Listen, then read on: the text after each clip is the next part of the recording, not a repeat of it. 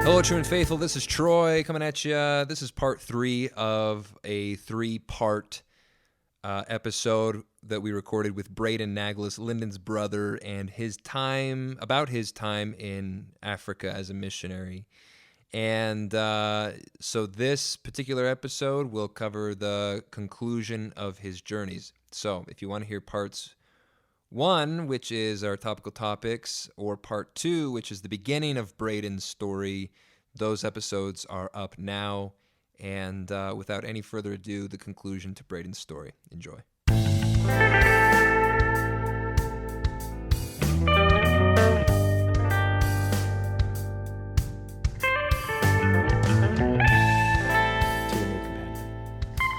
And how far into your mission was this? That's just one transfer. Yeah, That's just the one transfer. The one transfer. Okay. So then you get a new companion. How many companions did you have total? 2. 2. So you were with this next guy for the rest of your mission. Correct. In Malawi. In Malawi. Which is a different mission?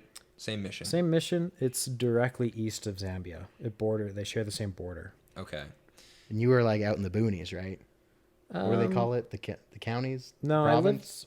I lived in Lusaka. We lived in a complex. However, I still walked through a cornfield on my way to church.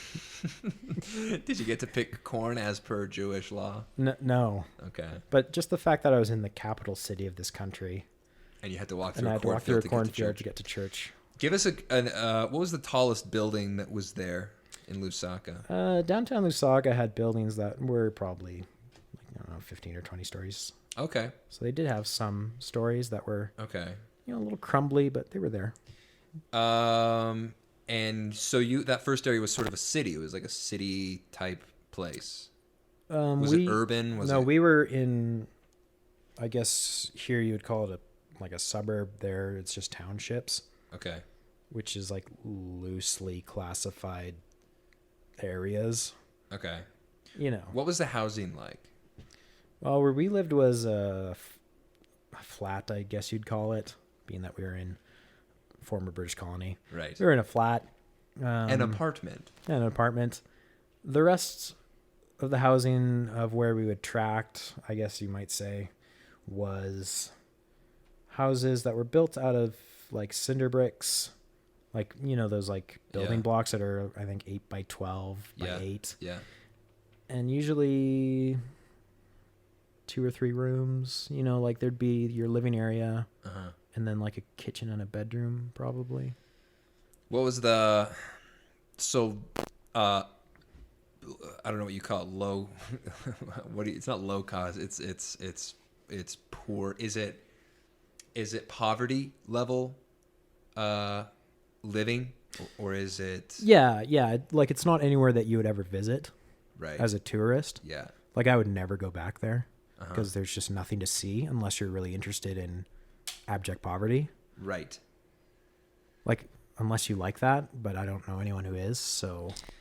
And was that sort of the living situation? That was for everyone, yourself included? Not myself included, because we had the apartment with running water and toilets. Okay. If you were in certain areas, they just had outhouses. Missionaries just had outhouses? No. Missionaries always got at least a flat. Okay. Primo might be a bit of a stretch. I didn't have a washing machine. I still had to wash all my clothes by hand. Okay, that's fine. In a nice wash bay. That was even just that. I was dang, I miss my washing machine. Or being able to have a shower where you stand up and have just water pouring over you. What was the shower situation? It was was it baths? It was a bathtub with a little shower head and then the hot water heater in the corner of the room. Yeah.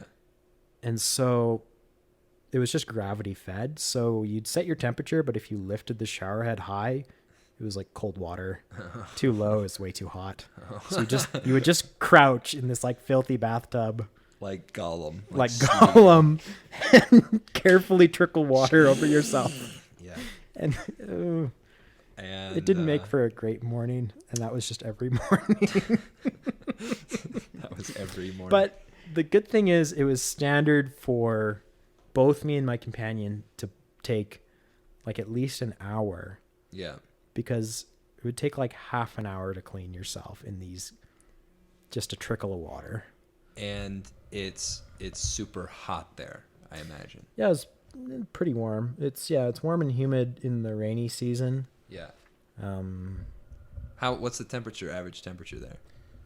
When I was there, it'd be like 35 degrees during the day, which is not not that bad. Not yeah. horrible. Yeah. The worst is when like a thunderstorm would come through. Yeah.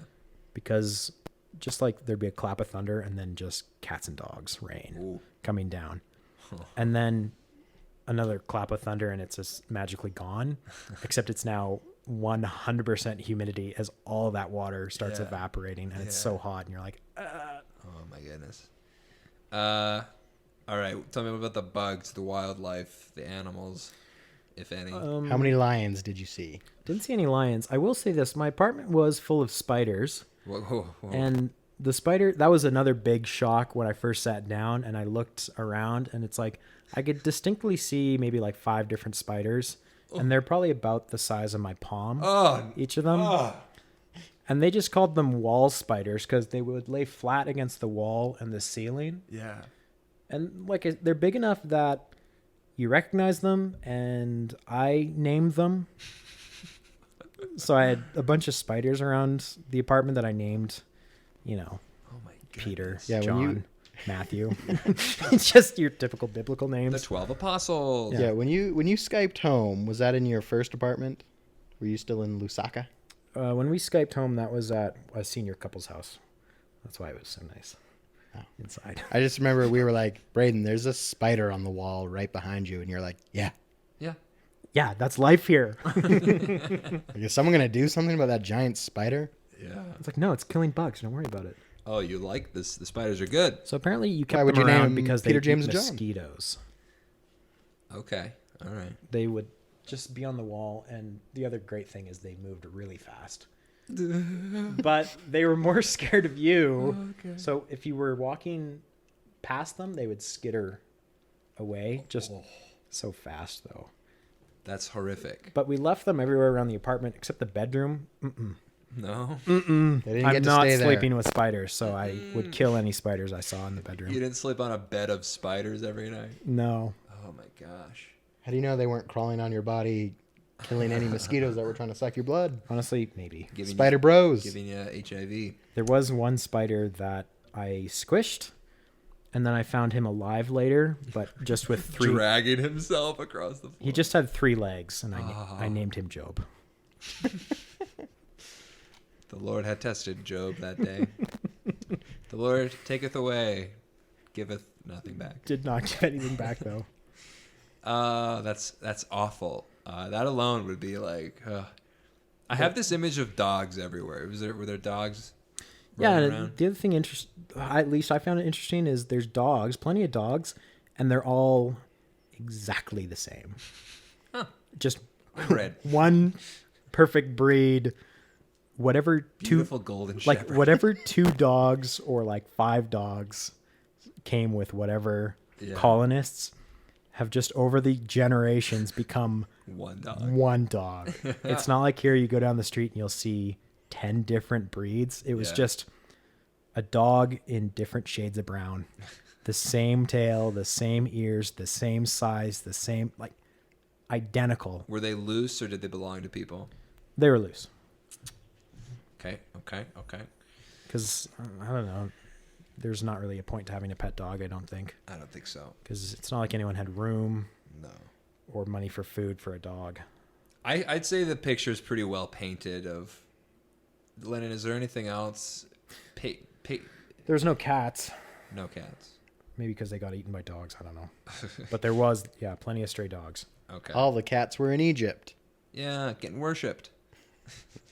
Also, they're not the type of stray dog you'd pet because they'd have like open sores all over them with flies Okay. buzzing off the sores. So you wouldn't like pet the dog. What do people do for work there? Well, one person I know, like for an example, all the buildings were built out of these cinder blocks. Yeah. And those were all made by guys on like the side of the road mixing concrete by hand. Okay. like just shoveling aggregate into a pile, pouring water, Yeah. mixing it by hand. Yeah. God forbid they have a hand mixer or some tool. They just got shovels and wheelbarrows. Uh-huh. And then they had some contraption they had worked up that was a mold for the concrete, and it vibrated Okay. to like get the concrete to settle into the mold. Did any of this frustrate you at all? Just like being used to North America and then you go to Africa. Was this like this change of pace and change of like, was it frustrating? It's as much as I would imagine like traveling to a different planet would be like. Wow. If it's like, oh, here's another species of alien. Yeah. Not, I hope that doesn't come off weird. But it's like traveling to a different planet because nothing's the same. Like absolutely nothing's the same. I was going to ask you about that.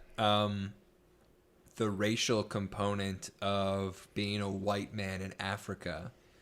Were you treated differently as a minority? You are the visible minority now in Africa, I presume. So in these townships, like the only time, like at least the kids, they've never seen a white person before, Yeah. except maybe on TV. Uh-huh. So Are there TVs? Yeah, if you were in like a convenience type store, because there'd be stores where they Okay. would just sell everything. Right. So you could get groceries or snacks. I don't know. Yeah. Yeah. It was just a African it was a general bodegas. store. Okay. Okay. But walking around the townships, kids would point it and look at you like they just saw a unicorn. Yeah. And they would say, Mzungu. Mzungu. What's that? It's just white person. White devil. It literally translates to aimless wanderer. And that was what they called white people. Mzungus are aimless wanderers. Fair enough. Because why else would you be there? Yeah. Mzungu. Yeah, so you'd be walking around just like, if you came around a corner and like startled a kid, that's when you'd hear it the loudest because they'd be like, Mzungu. Yeah, and it was like it made their day or something. Was it a call response thing? What did you call them?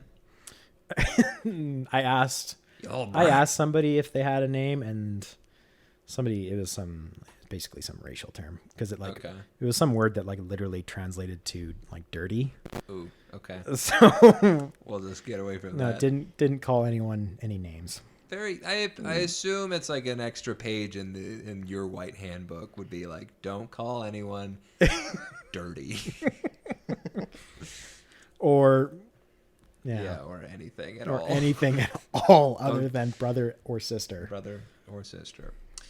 So, okay. So you get to your new area, you got a new companion, your last companion. Did you get along? Loved my last companion. He was great. Him. He was great. Okay. Where's he from? He was from Tanzania. Tanzania. God bless Tanzania. God bless Tanzania. Bless Tanzania. Do you okay, so why did you go home from your mission? Well, in case it's been any clue, it was an extremely radical shift. And it was basically, it was just a miserable experience. Yeah, hated it. I hated it. Yes, correct. Every day you hated it? Were there nice moments, or was it just kind of... Yeah, there's plenty of nice moments. But it was tough when... I don't think it really jived very well with my personality because I'm pretty introverted. Yeah. And it got to the point where I don't think I've ever been so stressed out in my life. Yeah. So when I was in Malawi, I would lay in bed. You'd go to bed at 10:30. I'd probably fall asleep sometime around 12:30 and then wake back up at 4 a.m. and get up and just like make breakfast for my companion because I was sleeping like 4 hours a night. Ooh. And doing all the fun missionary things. And it just was like, yeah, it broke something in me. So you were working. Doing the missionary stuff. You were going through the motions. Kind of. Yeah, and that's tough stuff when you are filling out a planner for every single hour of your day for 16 hours. Yeah. It's not easy. No, it's incredibly difficult. And in North America, that's difficult. Yeah, and so when you combine... And we couldn't fill our evenings with, going to a member's house to eat. Yeah. Nobody fed us. That's preposterous. No one fed you. No. So you just had to make all of your own meals. Correct. So you're hating life. Were you exhibiting any signs of anxiety or stress of the situation or anything like that? I mean, probably just not sleeping, just the normal like stress where you're like not sleeping, not really eating. Yeah. Okay. But no panic attacks or anything like that, or depression or anything. I would say I mostly kept my cool. Okay. You seem like the, I would say what level head. I solved my situation before it got out of hand by going home. Right. Because it was quickly going to a point where I was like, oh, something bad will happen. Yeah. Did you feel any sort of... So, like, at what point did you approach your mission president to start that process? Because I imagine he must have pushed back on you. Be like, oh, you're fine, you're fine. Well, I think here's the thing. When you're in Africa and it's a brand new mission, that was the first mission president for that mission. Okay. That he's dealt with that a lot. So Yeah. there's a bit of pushback, and he did say, do you want to go stateside? But I was so done with it. Yeah. That I was like, no. How was your testimony at this point? That was fine. It was fine? Oh, yeah. But okay, so you felt no pressure to stay. You were in communication with home, I presume, during this time. How did you communicate? There's emails once a week. We would drive to an internet cafe. Okay. Downtown. And did you tell your parents or your Lyndon that you were gonna? Lyndon was just one of the siblings. I don't know. Did you hear about it before I came home? Because I emailed I think I emailed Caitlin strategically because I knew she would immediately tell everyone. Because I told Caitlin it was under wraps because I thought that would entice her to spill the beans. So Caitlin, I might be coming home, and I thought she'll run with that. I think. No. We have a long history of my sisters don't trust me with any information. On the home front, Lyndon, what was it like when it was learned that Braden would be, or was thinking about, or was wanting to, or would be coming home? I did not learn about his intentions until he was on his way home. Oh, you're on the flight home. Yeah, when I was flying home, I had to use my spare change in payphones and try to remember people's numbers. To try, because you don't have a cell phone or anything. No, yeah.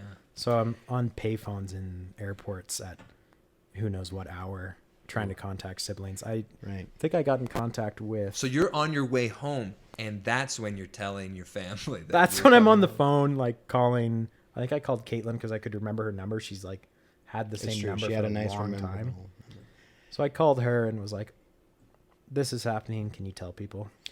That is when, that's when I heard. Because this is the funny story, is my parents are away on vacation. They're on a cruise. Yeah, at the time. Right. And then Caitlin... Yeah, mission president couldn't contact them anyways. Yeah. And so Caitlin's like, listen, Braden's coming home. Which, I mean, obviously I'm not surprised. Yeah. You're not surprised. Why are you not surprised? This is the first I'd heard of his, discontent. Yeah. But I was also just yeah, he's in Africa. I assume everyone's a coin flip away from leaving. Yeah. So they're like, Braden's coming home. This is drama, DEFCON 5 drama. Or 1. Which one's the highest? 1? I think it's DEFCON 1. DEFCON 1 drama alert for the Naglis family. Yeah. And they're like, first things first, we have to give you sensitivity training. You? Yeah. They're like, you can only be involved with this if you get sensitivity training. I was like, why? Why? Because they're like, you're going to be a dick to him for coming home. And I was like, why would I do that? I have no vested interest in shaming him. You're writing the jokes already. They're like, we're going to need your help keeping this secret from the parents and getting him home and getting him settled in. So you have to be on board with how we're going to handle this. And I was like, yeah, sure. Yeah. Wait, is that why when I came home I was by myself for 72 hours? Yeah, I don't know what the deal with that was. They were just didn't they just send you to HQ? Yeah, I was at HQ. What I remember By at yourself, that point, smashing mirrors. Which I was- HQ is your house in Old? Yeah. yeah, I was, so that's like, was like absolute peak stress because I remember I didn't sleep. It was like 60 some hours that I didn't sleep. I Yeah. thought I like smashed a mirror in the house, punching it. Out of rage. I don't even, out of something. out of something. I was just looking at myself in the mirror and hitting it That's like until the out of mirror a movie. smashed. I was shocked by it too because I had hit that mirror on accident many times, and because it was a closet door that folded, it bounced in, but I was hitting it really hard that time, and it smashed.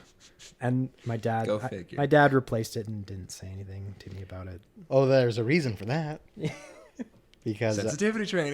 Well, no, Sensitivity yeah. training. so it's like I thought you were at like Megan's house the whole time. I No. just remember it was like we got to pick up Braden, and then it's like I'm in the middle of like midterms or something.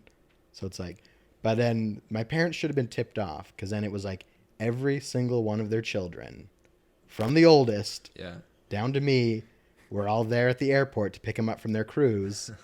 And they were like, Lyndon, you don't get to say a word to the parents. We're going to handle this. And I was like, what? So you were there picking them up too. No. I was at home. He was like, he was alone. We left I him was at alone home this whole time. I was at home smashing things, having bad thoughts, being awake for Uh, many hours. were you suicidal? I would say yes. Why were you suicidal? That's a really tough thing to do. Can we come talk about home. that? No, just Is that not okay? not tough thing to talk about, but to come home from a mission after all that hype. I spent more time hyping the mission Than you were on the it was mission. and being at just the ultimate high of my life Yeah. Before your mission. before the mission, to then coming home, and you know that there's stigma Yes. with yeah. that. Yeah. So that was like all time high to all time low, very quickly. Yeah. So they're off getting sensitivity training, picking up parents. You're at home by yourself, thinking bad thoughts. What got you through that time? 72 hours, 3 days Yeah, 3 days. Well, it's like by yourself. I would say for myself, because I don't have a history of depression or mental illness Yeah. personally, it was like, wow, I hate myself right now. I should go do this. But then when you really get down to brass tacks, you're like, I can't put that on someone else. Yeah. I'm not the one who lives with that. Yes. Do you? So for me, it's a much different than somebody who's depressed Yeah. and can't stand to go on. Yeah. Like there's different kinds of suicidal thoughts you can have. Yeah. For me, it was really hating myself, but still logically saying, but I can't put that on someone else. Can you relate to these kids in Utah? Yeah. Yeah, sure. It's possible.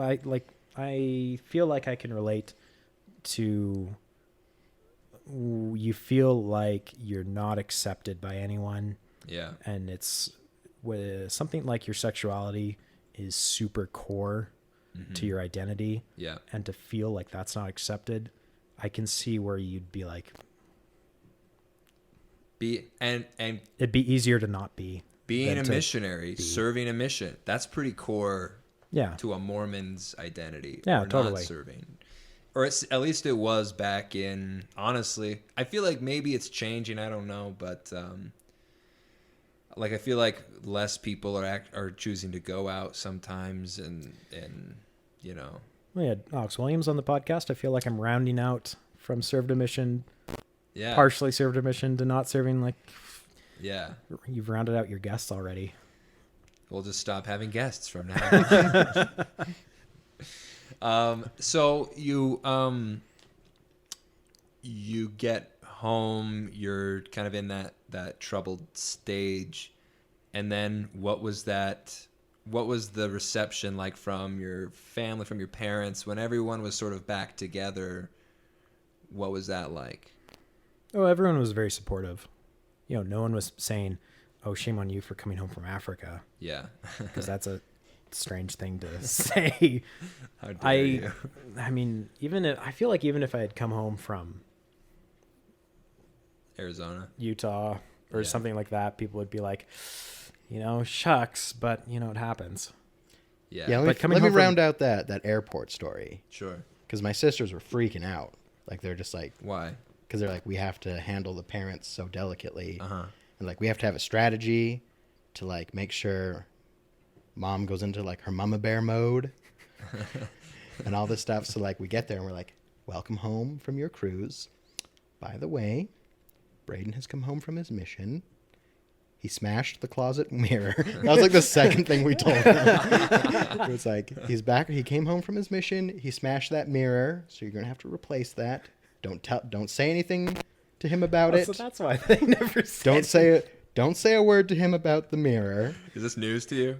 Yeah, I mean, like months after, my dad asked, I think he, like, in his, Eric Naglis way, asked me if I was at all interested in some kind of counseling. So that was the closest. Closest. That was the closest we got to talking about it. Okay. And so then, yeah, like I said, not interested. No. So yeah, we thought this news. Playing Halo. And I stuff. played Call of Duty, just slaying Nazi zombies. Son, are you Are you okay? Right. I'm fine. Right. So we thought this news was going to devastate the parents. Yeah. And they were just like, yeah, okay. Drive us home, please. They were like cool as a cucumber. They were just. I think they tired just from the like had cruise. like, I just remember my dad having like a head nod over the news Yeah. and being like, all right, off we go. Yeah, it was no big deal, really. I think I remember like, I feel like a quote he might have said, it was like, this isn't a disaster. Yeah. Like there's like, That's yeah, good.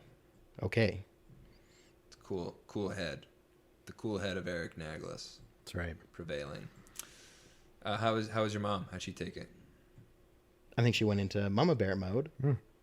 Mama bear mode. That's right. Sorry, go ahead. No. I was gonna ask, how long before how was your reception? Did you go back to that Red Deer singles ward or? No. No. Were you interested in the church after that at that time? Or how was your testimony at that point? You get home. What did you think of the church? I was still going to church, I think going to the Brentwood YSA now. But having come home early from a mission, I felt like I was on the outside looking in. Still even at church and being at church. And From the people at and church? answering, because there'd be a couple people who knew. They'd be like, what are you doing here? Well, they knew that I'd gone to Africa and they were like, oh, it's been 2 years already? And I was like, no. They said that? Or That's I such don't a know rude if I don't know thing if to there was say. somebody who actually said that, but people were just like, "Oh, when did you leave?" And Right, then they're them doing the math. they're doing the math, and It's been long enough that they're like kind of don't remember. yeah, exactly. Because it does go into a time warp when someone leaves that you know, and then when they come back, you're like, oh, has it actually? Yeah, been it's 2 like years? has actually, or was it just my spring semester? Yeah. yeah. So how long was it before you, was there anything about your mission or about that experience that caused you to ask any questions of the church or anything where you were like, I don't know? Well, I think so. Where I was, being a former British colony, all of their schools were set up by religious so everyone there was super incredibly Christian. Yeah. Like just magical Christians. Yes. Like such better Christians than I could ever be. Yes. Christians. Yes. So it was a little odd that I was trying to proselytize this absurd North American religion to these just wonderful, wonderful Christian people. Right. Yes. But when you're a Mormon missionary, you get over that. When It's easy to rationalize that away. it's not this brand of Christian. Yeah, but it's not the one you've been looking for. It's not the one true one. Did you have success there as a missionary? Like, did people get baptized?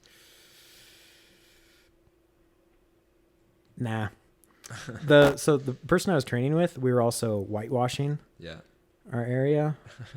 So there's really nothing to go on. Absolutely nothing. Whitewashing is when the trainer and the trainee are both new to the area. You're whitewashing it. There was also no area book. no area book, and you were white, so you were kind of like whitewashing the area in that way. Yeah. Yeah, walking around being called a Mzungu all the time. And Mzungu washing. yeah, Mzungu washing the area. Okay. Yeah, so we taught a lot of, like, people didn't necessarily have something to do during the day, so they'd happily meet with you Right. and talk because they're already religious. They already have their beliefs, and they're happy to talk about Yeah, Jesus. they're happy to talk about Yeah. Jesus or the Bible. The other thing is there's a lot of Jehovah's Witnesses and a lot of Seventh-day Adventists. Yeah. You know, the other like big evangelizing churches Yeah. who, you know, went to Africa as like, oh, here's fresh, fertile ground. Yeah. So spent a lot of time doing some good old-fashioned Bible bashing with SDAs and JW. I was gonna ask if there was opposition. Yeah, I if always people- said, oh, this place is nothing but LDS, JW, and SDA.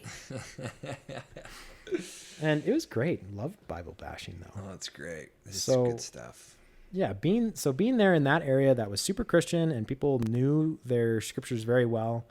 I had to study the Bible a lot. Like I read the Bible, the Holy Bible, far more than I did the Book of Mormon when Yeah. I was there, Yeah. but always cross-referencing, of course. And I think that was my source later on Yeah. to be like, why is this like that? Why is that like this? Okay. Because I had spent Similarities. so much time studying the Bible Yeah. that it opened the door for me to say, why is this like this? But it doesn't really matter though. What doesn't matter? The differences, the Anything. issues. Nothing. Nothing matters. Well, I mean, like in terms of somebody who's an active Mormon Yeah. or somebody who's not believing or somebody who's inactive, you might say, Yeah. or people who are presented with what you might call difficult facts Yes. is, I think your relationship to the community that you're in, if you're very rooted in the Mormon community Yeah. and you're presented with difficult facts, they're very easy to rebut. The facts themselves are just like the thought that like I'd rather just keep my community than Or yeah, well, like you guys were Deal talking with about these. polygamy earlier. yeah. It's not difficult to say either, I think Lyndon said, oh, it was just a mistake. It's not difficult to say, well, it was a mistake. Or it's Right. not difficult to say, you know, he had to do it because he was looking at all of these truths that have been lost. Yes. And that was one, but he didn't necessarily do it right. There's an argument to be made if you want to. And it's go that but it's easy to just be dismissive. Yeah, because To, like to have your rebuttal and be dismissed. Like, so I'm saying the facts don't really matter because if you want to be part of the community, you can be part of the community because you can just, yeah, you can be your cafeteria Mormon. and then it goes back to like what Lyndon was saying about you are kind of removed from these. The church has done a great job of like removing ourselves from these hard facts. You know, we're not faced with them you kind of got to go looking for them. Yeah. A little bit, and so you can just sort of coast on by picking up this and not taking that, and Well, and you can even take hard looks at these things yeah, and still come out on the other side saying, oh, yeah, whatever. right, yeah. Yeah, because I think it's more about your attachment to the community and what you value. Yeah. But, Yes. you know, coming home from Africa, I definitely felt pretty detached from the community. Yeah. When do you feel reattached at this point? No, because I have never felt motivated to make an effort to reattach Yeah. to the community because it's like I end up going to school, meeting different people, Yeah. now working, and it's just like, It's like why? why? Because you're married, you got a wife. Yeah. Yeah, I imagine like once that happens, and I can attest that like the older I get, the sort of smaller my circle of friends. Yeah, your and circle of acquaintances, friends it's just like shrinks. Yeah. And yeah, it's not like people are like, how do you don't convince people to suddenly want to become part of a community again either. No. Like, you know, growing up in the church, there's always that inactives Yeah. just like people who don't go to church and you talk about them a lot, but really don't do anything about inactive people because you know that they're not going to be coming back anytime soon. Or what did you at what point did you sort of get into a more positive place after your mission? I don't have an exact timeline because there's definitely a point where I felt pretty angry over the whole ordeal and pretty angry over my distancing from the community. Yeah. Where once you get past that, you can look back and be like, well, that happened. And I can see now who's responsible, and there's so many factors at play. Yeah. And being angry over difficult facts when eventually you get to a point you're like, that didn't really matter because I would have reacted differently had I been motivated to get past them or to... Yeah, that's why I'm like, those aren't really a factor for me now. Yeah. But at the time, they're an excellent scapegoat. Right. Like, it's very easy to look at, say, difficult issues and be like, this is why people suck in the church. But it's like, well, actually, some people you don't like and you don't want to hang out with them, and that's fine. Yeah. Yeah. That's fair. How are you doing today? So today, having been through all of that, looking back, talking about it now, is there anything in hindsight where you're like, this is an interesting lesson I've learned? Or I'm glad I'm talking about this now because I wouldn't have been able to talk to you about this maybe 3 years ago because I would have been upset with things and I would have been like trying to deconvert you, being like, Troy, look at this. Isn't this like this? And like, this is why everything's false. You were a militant anti-Mormon? Is that a fair statement? I would a deconverter? No, I never tried to deconvert anyone. I was just like riled up in myself, being like, look at all these things of why this isn't true. But it's really that happens. Yeah, it's real. What was actually happening was I didn't want to be part of the community anymore, and so I was using those as great excuses. Some of them are good excuses. Some of them. Why don't we talk about this after the podcast? Sure, we'll go offline with some of this, but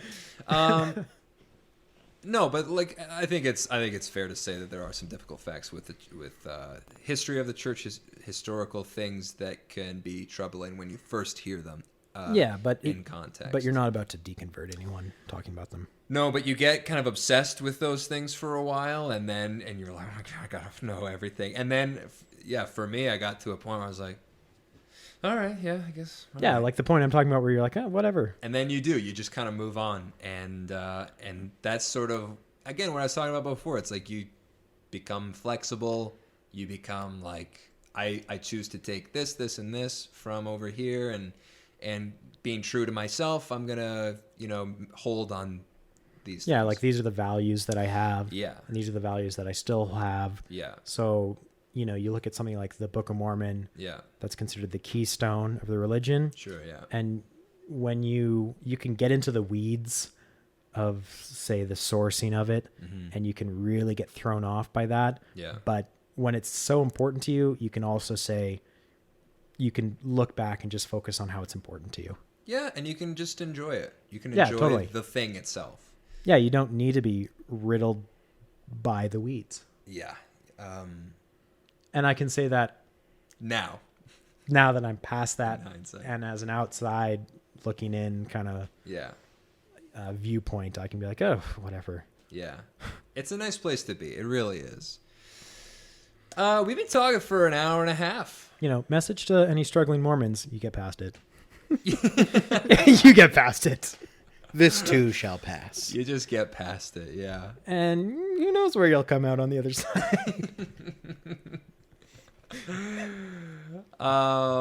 Lyndon. Is this like a record length episode? It might be. That was really interesting, though. Thank you so much for coming on the podcast.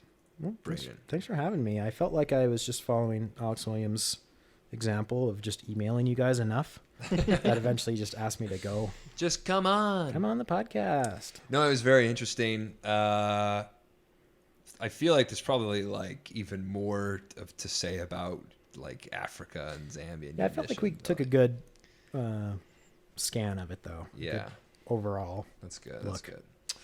Lyndon, you've been kind of quiet this episode. I mean, I know like we're, Well, I made the decision before. I was like, I'd be like a biased investigator. Yeah.